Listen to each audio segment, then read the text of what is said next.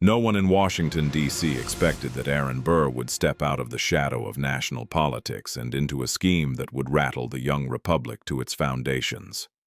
Once vice president and a man ruined by the fatal pistol of a duel, Burr faded from the Capitol, only to reappear on the western rivers, with a plan that could be read many ways.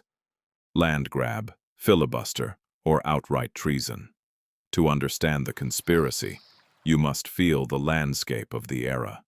The United States, in the first decade of the 1800s, was a sprawling, unsettled place, frontier settlements along the Ohio and Mississippi, Spanish colonies to the south and west, and a federal government still testing the limits of power. Into that setting came Burr, a brilliant lawyer and politician, with a reputation that had become equal parts genius and scandal. He cultivated allies, most notably Harmon Blennerhassett, an Irish gentleman who settled on an island in the Ohio River and transformed it into a cultured retreat. There, on Blennerhassett Island, Burr gathered men, arms, and plans. At the center of the drama stood General James Wilkinson, governor of the Louisiana Territory. Wilkinson, notorious for secret dealings and divided loyalties, played a dangerous double game.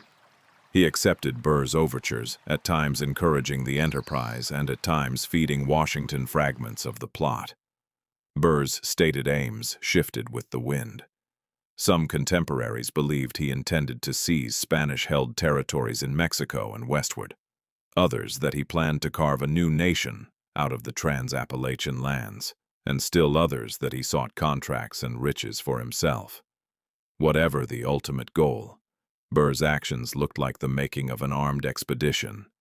Boats gathering in secret, recruits covertly assembled, and money moving through back channels.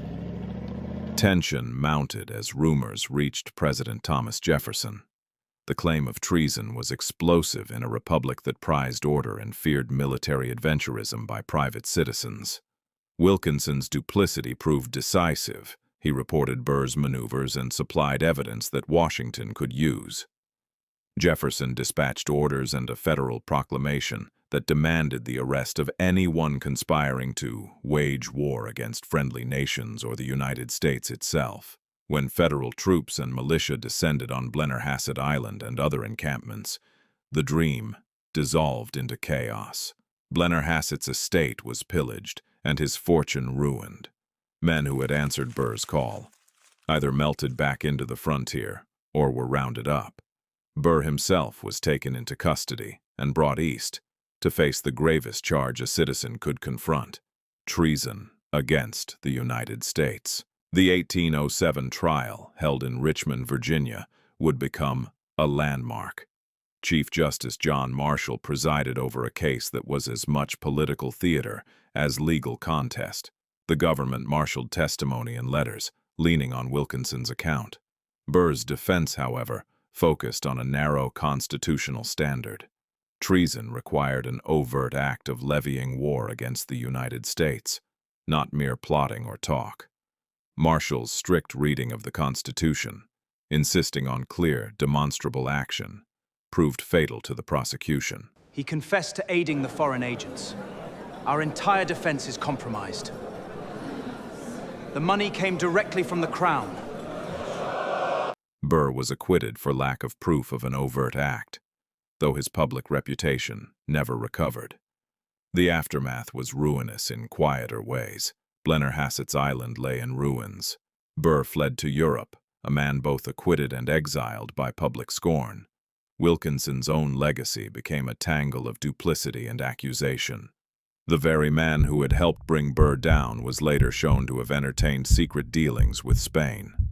Historically, the Burr affair matters for reasoned, cold constitutional principle, as much as for frontier melodrama. The trial reinforced the high bar for treason in the American system and underscored how fragile authority was on the nation's edges. It remains a true-life story of ambition, betrayal, and the collision of private aspiration with public law.